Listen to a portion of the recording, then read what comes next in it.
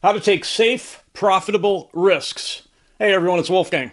So this is about business and how to make money without putting a lot at risk, either time or money at risk. To start with, this idea, let's kiss frogs and be patient, that's going to become relevant when we start talking about another section. The idea, though, is you have to have a little bit of patience to make this work. I will go through the entire process. It's pretty straightforward.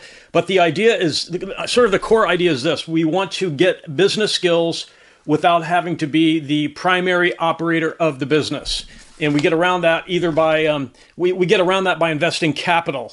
Some mixture of money, cash, which is capital, or intellectual capital. That can mean experience you already have. Okay, so step one, we're going to find and invest in cash flowing businesses with a very important requirement: low or no assets in the business. Assets include things like a vehicle or expensive equipment that a loan was needed to purchase so that the business has to make debt payments, loan payments. We want nothing to do with that. The objective with this process is to get business acumen without needing to be the sole operator, without having to spend 80, 100 hours a week in the business. And we do not want any of the cash flow coming into the business being spent on debt payments. So we're going to find and invest in cash flowing business that has low or no assets, and especially no loan payments. Okay. So like I said, an asset is a vehicle or equipment. It could be a building that has a loan on it, debt. We want all cash flow going into our pocket, with a portion obviously paid to people who do work for us, okay, in the business. So we pay workers, obviously, but the majority of the cash flow goes into our pockets. I mean, the way this is going to work is we're going to invest money and intellectual capital into the business as a minority partner. We're not going to be the sole operator. So the money and intellectual capital that we invest in the business must convert to cash flow payments to go into our pocket. We're going to be a minority partner, so only a portion of the total cash flow will go into our pocket. Now, some of you might recoil at the idea of minority partner. A lot of people, maybe even the majority of people who want to go into business, they want to be the at the top of the heap. They want to be the number one decision maker. So the assumption here is that we don't have enough time for that, number one. And number two, that's kind of limiting in a way that I will describe. There's a limit to that sort of thinking that I will describe. So we're going to we're going to invest in a first business and then a second business and then follow-on businesses, and we're going to scale them. And the type of businesses I'm thinking about are service businesses like hotel cleaning, apartment complex groundskeeping, interior, exterior painting, window washing, dog walking, any sort of service that is performed without assets, without huge equipment being needed, without vehicles having been bought. Service businesses that we make a small investment in, say $10,000. So the service business I'm thinking about, there are no loans, no assets in the business. There are no debt payments being made. So the cash flow goes into the owner's pocket or the investor's pocket, or both. So we're looking for positive cash flow only. So what is positive cash flow? Okay, so cash flow is, it's an equation. It's cash flow into the business, payments from customers, minus expenses. So the positive cash flow we want means the expenses have got to be low. And we do not want debt payments. We don't want any loan payments. We want positive cash flow. We want zero debt payments. We want the majority of the cash going into our pockets with a portion paid out to the workers. So we want positive cash flow businesses that don't have high expenses. That means it would be preferable if the business has no office, no rented office space, no vehicles. The workers provide their own transportation. If we sell an apartment complex on groundskeeping, our workers provide their own transportation. Maybe we provide some basic tools, not too expensive, not stuff that you have to take out loans to purchase.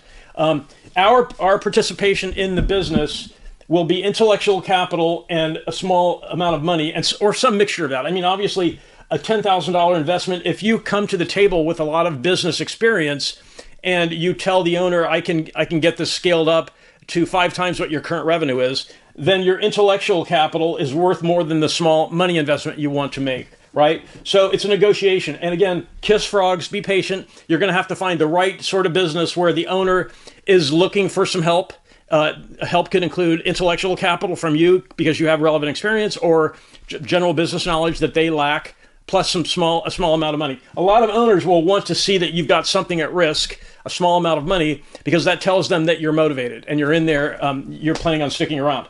So I just want to point something out here. We're talking about cash flowing businesses that have low expenses, that we're not spending a lot of time in, that we're learning from the owner. We are basically paying a little bit, sort of like an education, to learn from an owner of an existing business who just needs a little help, financial help, intellectual capital help from you. So, it's a very low risk because we're not putting in a lot of money and we're not the sole person. And I have to tell you, if you have a choice between starting a new business from scratch or buying a business and replacing the owner sort of situation versus this is much better, because if all else fails, instead of losing 90%, you lose a small portion. And I will explain the due diligence, how to avoid getting into a bad situation. But the idea here is safe and profitable risks. We want to be a minority partner investor in a small business, a service business with no debts, no loan payments, small capital investment by us, some intellectual capital provided by us. We are going to learn a lot of business stuff from the owner. And we are not going to be the one on the hook for the entire loss if the business goes under. So that's kind of what we're looking to do. We're going to scale this business by hiring more staff and signing more customers. For example, if you find an apartment complex groundskeeper business and you approach them and say, I've got a business degree, I can help you grow your business and scale it up 5 times larger. I'm willing to invest a small portion and provide 10 to 20 hours of help a week to help you do that, as long as I get a proportional share of the cash flow. If you find something like that, to scale that up, all you have to do is hire more staff and sign on more apartment complexes. So that's the base. The basic idea is to scale, you need more customers, and therefore you probably need more staff. So is a service business, infinitely scalable like a software company? They're not the same. Because with a software company, all you have to do is allow people to download the software. And so that's kind of almost infinitely scalable in the sense that there's a lot of people on earth who could use it. A service business that involves hiring staff, a little bit different. You're a little more limited. But the idea is you can scale a service business by hiring more staff and signing more customers. So what we want to do is we're not putting a lot of money into this, right? And we're getting a chance to learn from an operator without having to be the operator, without having to put in 80-hour weeks. Safe, profitable risks. We want to learn from this owner, but we want to make sure we don't get into a situation that does not turn out well. We want to avoid a sour outcome, okay? So we're going to have to do due diligence. That's where the kiss frogs and be patient part comes in, because there are a lot of operators out there who might take you up on your offer, but not all of them will be cooperative enough for this to work out. So just to give you a comparison, and this is very common in business where you have to kiss a lot of frogs. To give you an example, a well-known example, Warren Buffett, a gazillion companies approach their company, Berkshire Hathaway. A lot of corporations or business owners approach Buffett and ask him to, can we integrate into Berkshire Hathaway? Buffett turns the vast majority of them away because a lot of owners are not going to be cooperative enough. It takes a lot of cooperation to make this work. You're only putting on a small amount of money. You're not putting in a lot of time. You're not going to be the main person running the business. So the problem is some business owners will take advantage of that. They might try to hide cash flow. And I'm not casting aspersions on anyone. I'm just saying this is the reality. To find the right person, you have to perform due diligence. Here's what you're going to need. You're going to need to be able to look at the owner's Schedule C from their taxes, preferably the last 2 to 3 years. If the owner will not show you that, walk. There's just no debating about it. If the owner says, well, I do everything under the table, walk. That's not legal. You've got to be able to see the owner's Schedule C and that they're abiding by the tax laws. Also, you need to check the LLC of that company, that business. Check its history. When was it started? Are they in good standing? Better Business Bureau. Are there any legal issues? Have they been in court? Have they been sued? Have they sued people? What's the level of legal activity with that LLC? Was there a prior LLC that they bailed out on because they got into some trouble? Are they shady? In other words, check the LLC company. If it's a sole proprietor, So if it's just a guy running a service business, then it's kind of a judgment call, because there's not, you can still use the owner's name and check the court records, though, because the court records are public. Public domain. The court records are put into the public domain, so you can check. So even if there's no LLC, you could still. But most of these operators are going to have at least an LLC. So you also want to verify 1, 2, 3 years of stable cash flow. You're going to want to see the books, the accounting,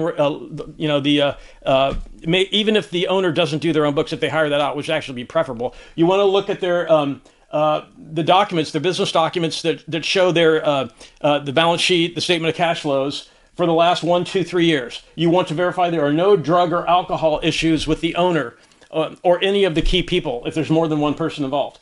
And the ideal situation for this kind of business we want to become a minority investor in is the owner wanted to expand, and you're going to provide some of the knowledge on how to do that, and it's really not that difficult. Hire more staff, sign more customers. You're providing a small investment, and you're providing intellectual capital to help the owner expand the business, but you have to get an agreement signed with a lawyer playing a role there at some point, to make sure the owner knows they're legally on the hook. Even though this is a small amount of money, it is money, and you're spending time, and you're giving the owner the benefit of your experience, your intellectual capital. So there has to be something in writing that stipulates your percentage of the cash flow that you're entitled to.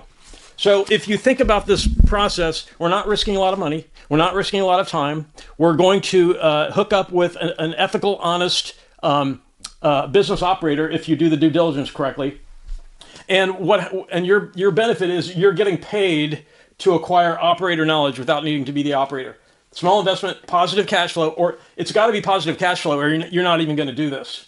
And low or no assets, no trucks, no vehicles, no heavy equipment, no buildings. We don't want any of the cash flow making loan payments on something. So assets are generally not good, because assets steal some of the cash flow because you have to make the loan payments, and they lose value over time. How do you know that? Because assets are depreciated over time. They get written down over a period of years, and all the while you're making loan payments. So the assets losing value, you're making loan. So you want to avoid that. I mean, the exception to that is, we're involved in real estate, in residential rental real estate.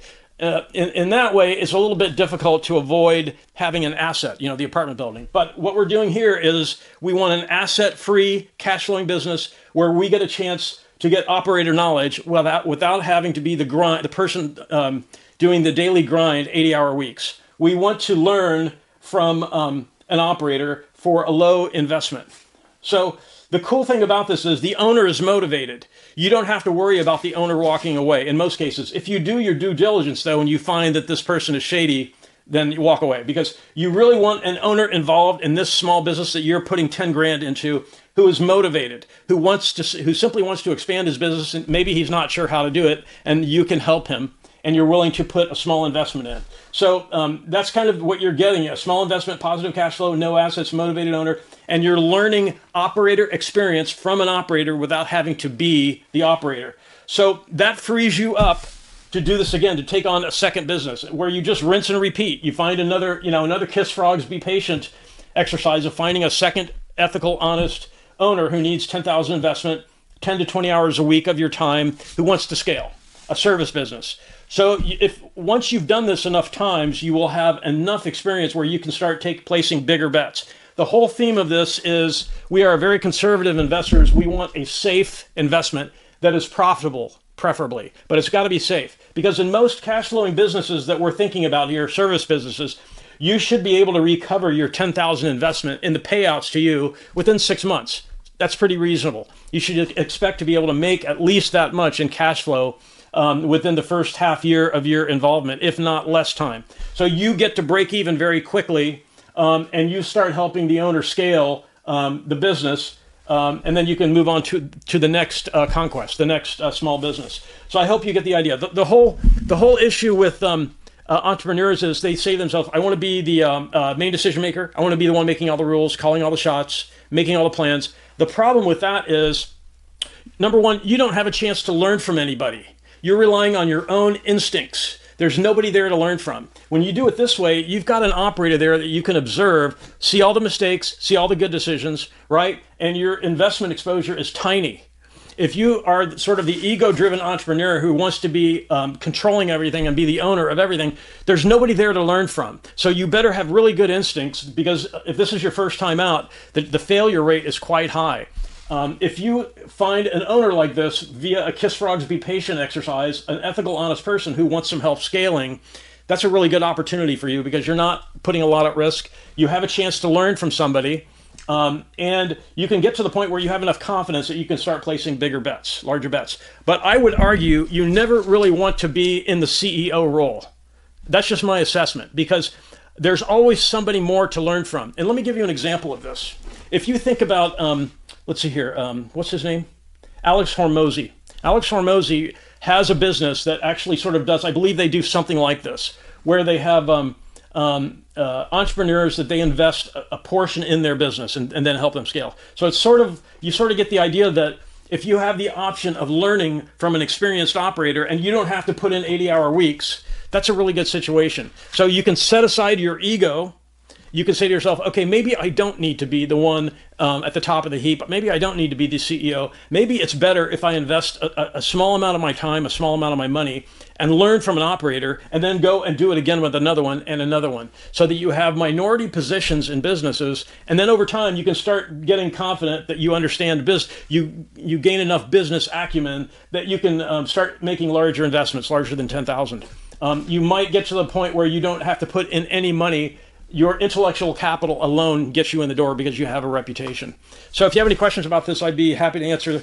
The cool thing about this is we don't want to lose money. We're going to do due diligence, but even if we find a great person to invest in, the investment we're going to make is small, and if it disappears, it's not going to kill us. I've lost money in my history of being an entrepreneur. And I don't want to be the CEO of a business where everything is reliant on me making all the right decisions all the time. It's much better to be an observer, to be able to watch what somebody's doing right, what they're doing wrong. And if all else fails, the amount you're out is not the whole enterprise. It's only a small investment. So if you have any questions, please post in the comments and I will answer your questions. I really want to thank everyone for watching, and have a great day.